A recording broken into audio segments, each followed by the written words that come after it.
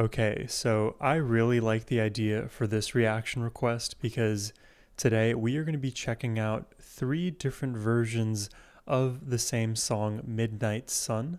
This was originally composed by Lionel Hampton and Sonny Burke, and we are going to get three god tier vocalists to take a stab at this song. We have been enjoying plenty of Sarah Vaughan on the channel. We've been just getting into Ella Fitzgerald, and I've heard one beautiful June Christy track before. I am very impressed by all three of these elite vocalists, and the fact that we get them all in one video, all singing the same song, it's going to make for a really cool reaction, in my opinion. I think we'll be able to compare and contrast some of their very unique styles, because the thing that's being held constant is the underlying song. Of course, we'll see how they decide to re-envision this track, whether they completely tear apart the original structure or remain rather true to the melody, to the sections. We'll only find out one way, and that's by jumping into it. But before we do, a massive thank you goes to Brian for making this reaction request and for bringing three amazing artists to the channel. Now, my friends, let's jump into it, starting with June Christy's version.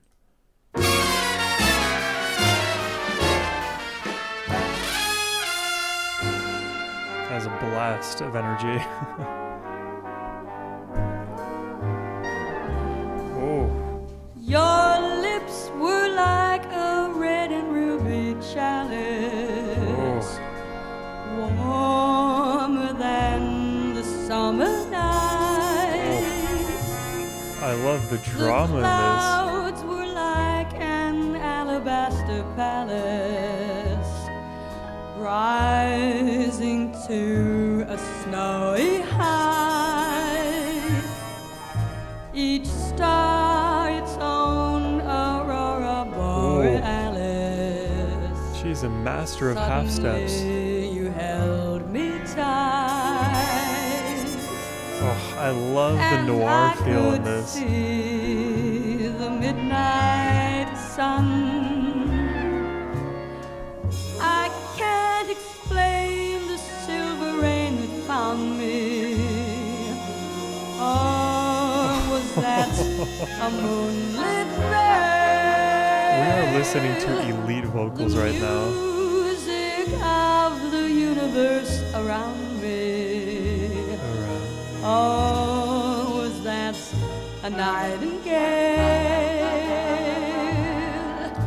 Yeah, I feel like the maybe best way to describe June's voice is super sultry.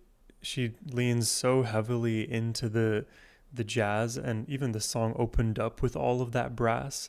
So it's a very punchy statement to start things off with, and then we hear her do all of the craziness with her voice. I think my favorite styling from her in particular is when she slides her notes down and then very quickly flips back up into her vocal, like higher part of her vocal range. Because it's not often that female vocalists in the modern era even attempt those lower notes, like in the C2 to C3 octave range or vocal range.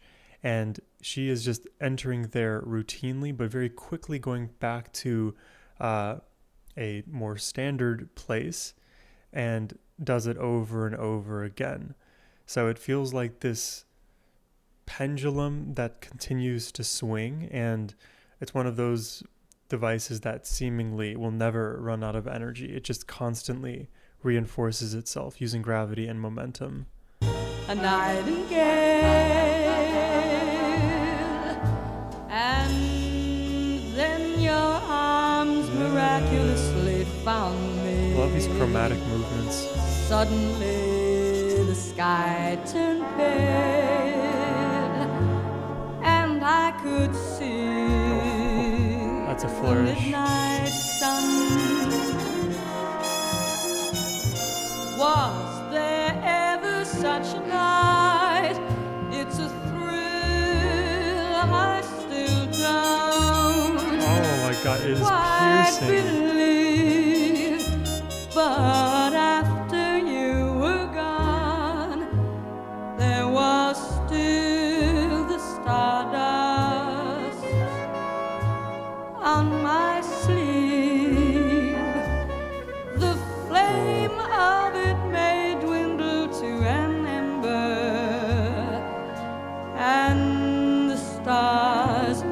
forget to shine, and we may see the meadow in December. I love her melodic choices. I see white and crystalline. They're also dramatic and unexpected. But oh, my darling, always I'll remember when your lips were close to mine, and I saw the midnight sun.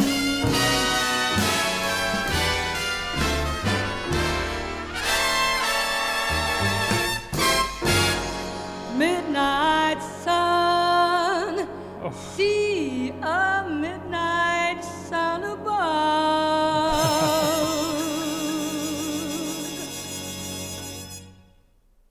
Wow, that was so lovely. Like, I don't know what really I can add to that. That isn't just what you're probably already thinking. I just love the melody so much because it is so unusual, especially to my modern ears. It's very classic pop in my mind, and because it's from a different era, I feel like there's no shying away from this like melodic complexity, where in a lot of the music that we hear today, there may be very obvious intervals that get used and then reused and eventually abused. And, you know, there's only so many ways to use the diatonic scale before patterns start to repeat themselves. But that's the great thing about June and just singers of this era is their willingness to venture into the microtones and sliding between the notes to create that sense of squeezing the most out of each note, as well as entering more of those unusual, ominous melodic places.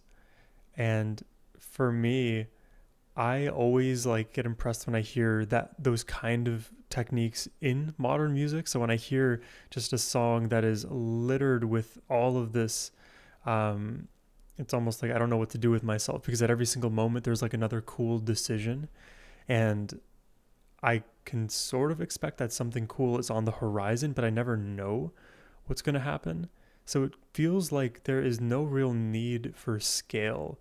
The way that the waves of this song melodically are moving, there is a constant rolling into what's nearby rather than being fixated on exact intervals. Yeah, I'm now very curious to hear how Ella takes this song. So let's see what she's got. Right away, there's no blast of brass. Kind of a xylophone opening.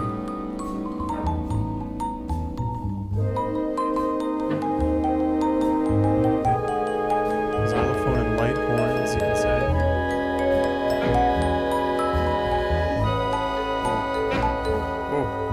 Your lips were like a red and ruby chalice, Wow. warmer than the summer night. Wow, you can hear the warmth in her The voice. clouds were like an alabaster palace, rising to a snowy height. Each star its own aurora borealis. Suddenly you held me tight. I could see the midnight sun. Oh, I love the panning of that.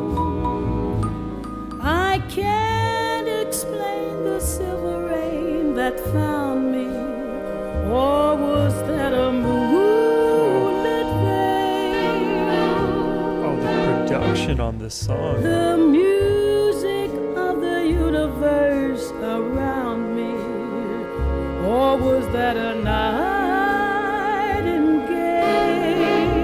nightingale? And then your arms miraculously found me. There's a few things that I'm noting in this song already, but I feel like her voice relative to June's has a little bit more warmth to it. And there are also fewer of those atypical melodic decisions being made in this song, in this version of the song. I feel like the melody, so to speak, is more straight up this time around. And uniquely with the production and the way that all of the elements are mixed here, it feels like her voice is much louder against the instrumentation than June's was against a lot of her jazzy elements, the things that made her song very noir and kind of excited with the brass. I think those elements are toned down here, allowing Ella's voice to be more of the relative focus, because you're still listening to June in the more bombastic environment, but that's just it. The environment is louder, and with Ella, it's a bit quieter here. Our arms miraculously found me. Suddenly the sky turned pale. I could see the midnight sun. Was there such a night? It's a thrill I still don't quite believe. She is so smooth with it. But after you were gone, there was still some stardust on my sleeve. The flame of it may dwindle to an ember, and the stars forget to shine. Timeless. And we may see the meadow in December. I see white and crystalline.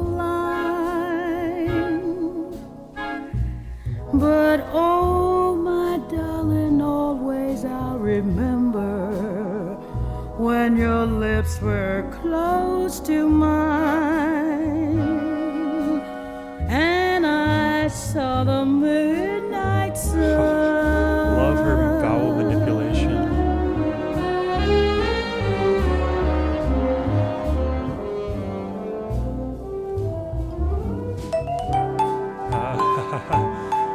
Xylophone solo.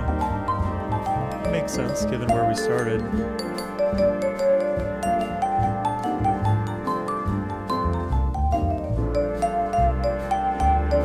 I like the glossiness and the tone of the xylophone.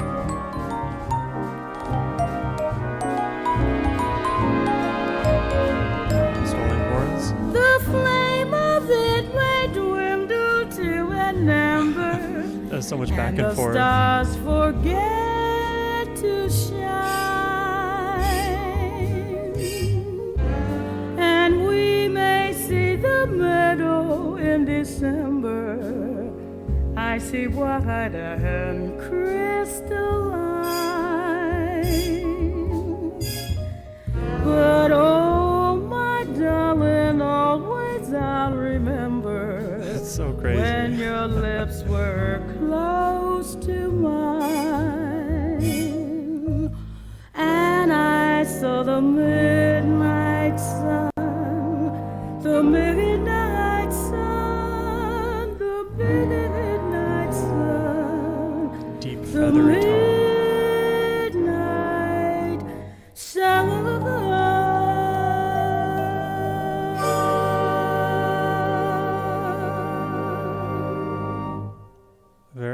Very nice, Ella.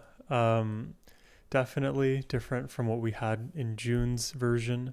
I think I noted a few of those major differences, so I will try not to repeat those comments, but I do really like that it is a more straight up melodic approach. Not that we were missing we still had a few like complex notes complicating what may have been the original melody.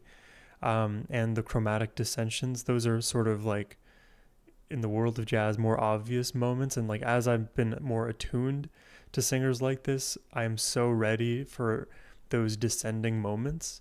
So I feel like with Ella's vocal melody there was less to be shocked by in terms of her note choices, and more of the focus then goes to how she delivers those vocals. And she does so with so much tenderness, care, warmth. It feels like every single note that she sings has this like soft blanket cushioning the note. Really had this super smooth jazz feel relative to the more noir and like blasty jazz in June's rendition. Yeah, I think a big part of this one for me is about how Ella delivered the lyrics. I feel like I wasn't as big of a fan with the xylophone than the role of the brass in the first version. Maybe if the xylophone was like intermixed with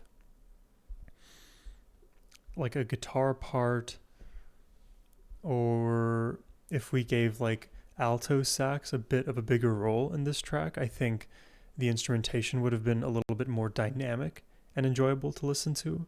So I think in terms of instrumentation, I prefer how June's version sounded. But the softness in the voice goes to Ella. Let's keep it going with the last version from Sarah Vaughan, and oh Lord, who knows what she'll do with this. Speaking of guitar, ask and you shall receive.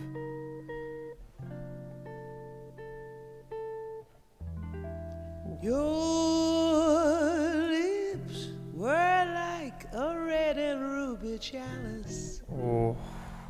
Warmer than the summer night. The clothes were like an alabaster Oh my God. rising to a snow. Oh my gosh, she's so effortlessly expressive.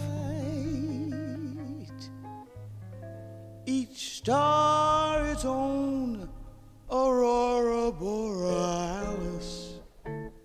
Suddenly you held me tight. Oh my God, I love the guitar part. I could see the midnight sun. Oh, is that piano? Oh yeah. Oh.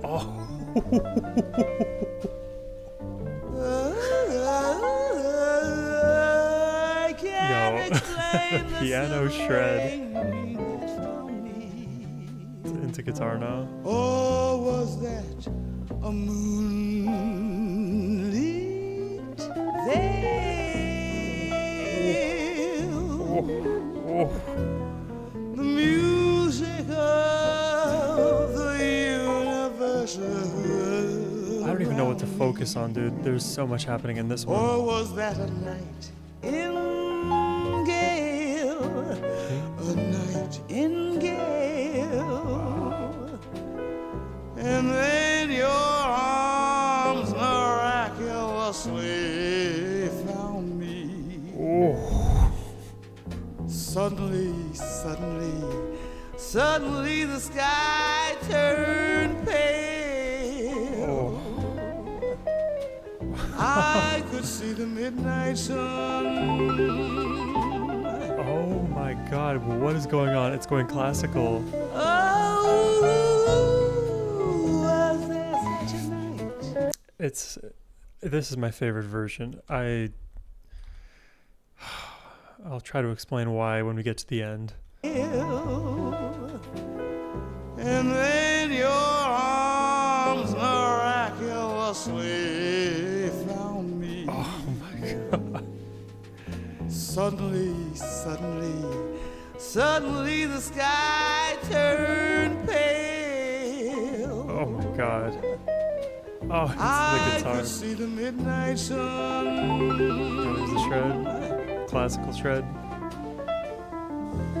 Oh, was there such a night? It's a thrill I still don't quite believe.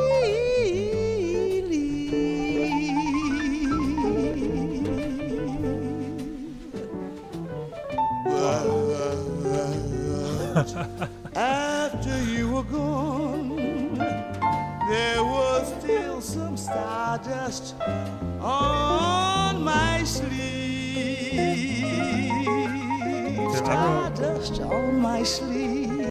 Like all of these notes, this is like a masterclass level jazz performance. Like I have not enough music theory knowledge to break that all down. It's just too much going on. Some stardust on my sleeve. They make all the dissonant stuff sound so good. Stardust on my sleeve. Stardust on my sleeve. I feel it when Sarah says it. May dwindle to an ember, and the stars and the stars and the stars forget to shine. Oh, unbelievable, man. We may see the meadow in December. Oh, she just shakes her voice out.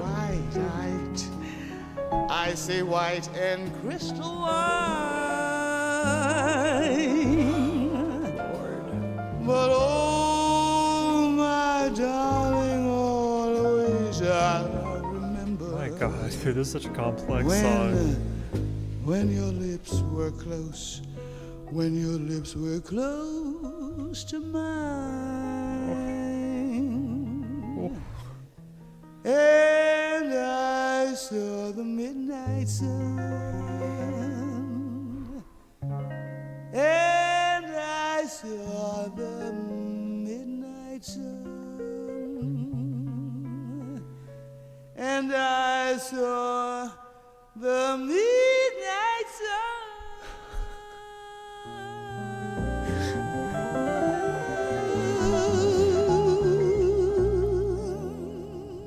Oh my God. Oh wow. Let's hear that last part again, please. And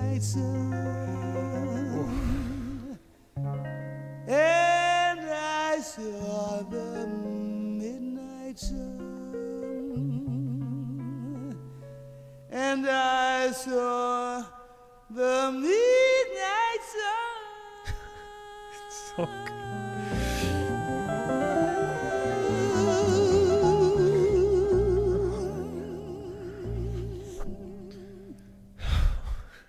Okay.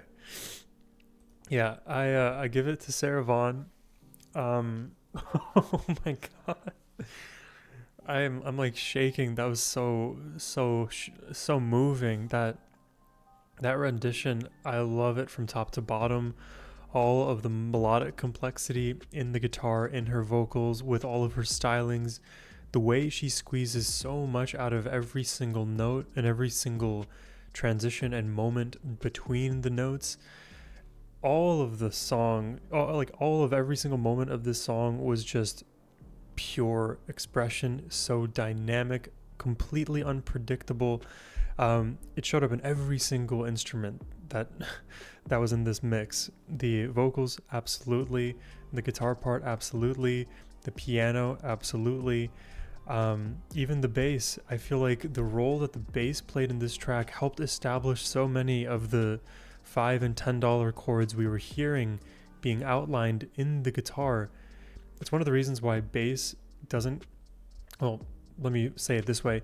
The bass doesn't get enough credit, and I feel like one of the arguments in favor of giving the bass more appreciation is the way that it fits with guitar, because often when you're playing those mid-range or higher guitar parts, the low frequencies, unless the drummer's like accounting for it, nothing is really happening there.